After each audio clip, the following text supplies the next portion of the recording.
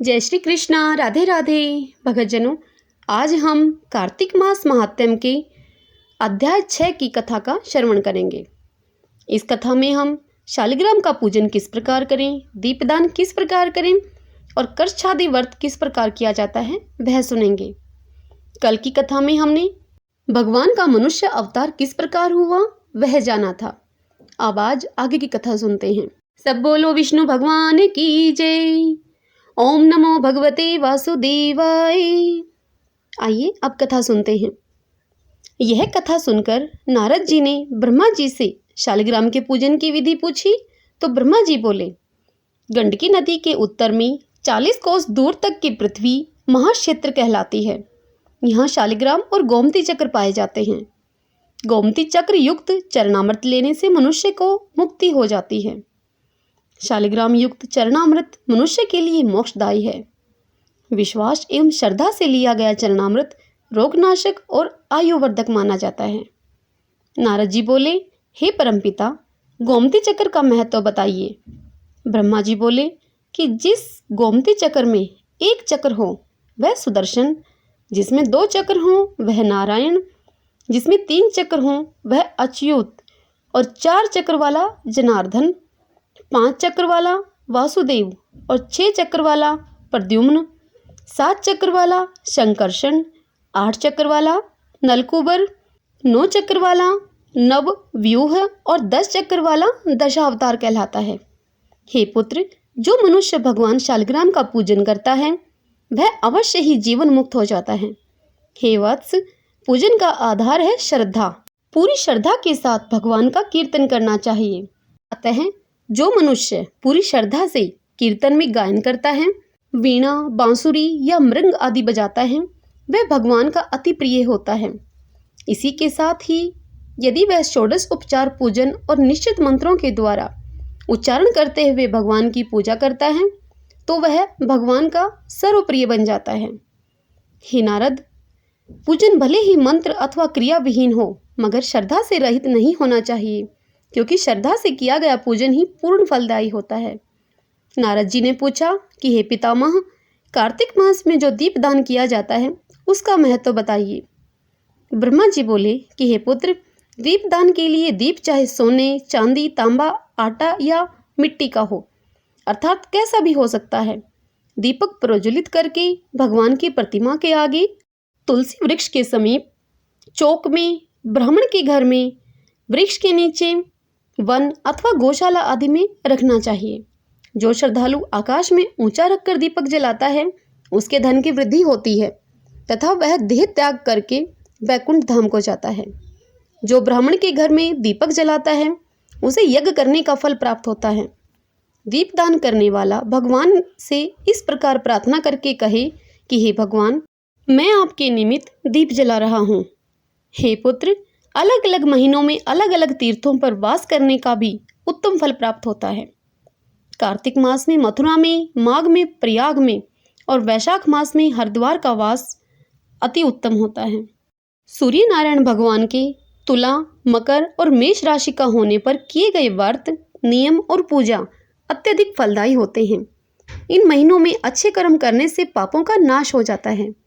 हे पुत्र, जिस प्रकार सूर्य के भय से अंधकार, गरुड़ के भय से सर्प, सिंह के भय से मृग, वज्र के भय से पर्वत और पवन के भय से मेघ और ज्ञान के भय से दुख दूर भाग जाते हैं, उसी प्रकार से तीर्थों के दर्शन करने से सब पाप नष्ट हो जाते हैं। हे नारद, कार्तिक माह में स्नान, जागरण, तुलसी सेवन, दीपदान और भगवान के मंदिर में सफाई आदि करना उत्तम सेवाएं मानी जाती हैं। इस माह में भगवान की कथा और कीर्तन आदि उत्तम और मनवांछित फल देने वाले होते हैं। फिर नारद जी ने पूछा कि हे परमपिता, पूर्व जन्म के पापों के विषय में भी कुछ बताइए। पूर्व जन्म के पाप कैसे जाने जा सकते हैं? तब ब्रह्मा जी बोले कि हे पुत्र, मनुष्य कभी कभी अपने अनेक जन्मों में से किसी एक जन्म में किए गए पाप का दंड भोगता है। मनुष्य योनि भोग योनि कही गई है। अतः यह जानना कठिन है कि मनुष्य कब किस जन्म में किए गए पाप का दंड भोगता है और किस रूप में भोगता है। किंतु शारीरिक कष्ट, अपयश, कलंक, धन हानि, पुत्र क्षति आदि सभी पूर्व जन्म के पापों के फल हैं। हे नारद, भगवान का नाम स्मरण, सेवा, दान और कृच्छ आदि व्रत से मनुष्य अपने पापों से मुक्त होता है। यह जानकर नारद जी ने पूछा कि हे पिता, कृच्छ आदि व्रतों का क्या महत्व है? इस विषय में आप सुविस्तार बताइए। तब ब्रह्मा जी बोले कि हे नारद, दिन में केवल एक समय भोजन करना पाद कृच्छ व्रत, 3 दिन सायंकाल और 3 दिन प्रातःकाल भोजन करने से अति कृच्छ व्रत होता है। सायंकाल 22 और प्रातःकाल 25 और 24 ग्राम भोजन करना भी अति कृच्छ व्रत कहलाता है। 3 दिन भोजन करना और 3 दिन फिर उपवास करना भी अति कृच्छ व्रत कहलाता है।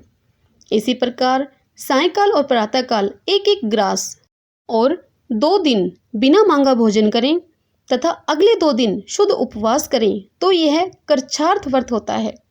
हे पुत्र, 21 दिनों तक केवल दूध अथवा जल पीकर रहने पर कृच्छानी कृच्छ व्रत होता है। 12 दिनों तक उपवास करना पुराक व्रत कहलाता है। 4 दिनों तक उपवास करना, तत्पश्चात सत्तू खाना अथवा छाछ या फिर मट्ठा पीना, उसके बाद ब्राह्मणों को दक्षिणा देना सौम्य कृच्छ व्रत कहलाता है।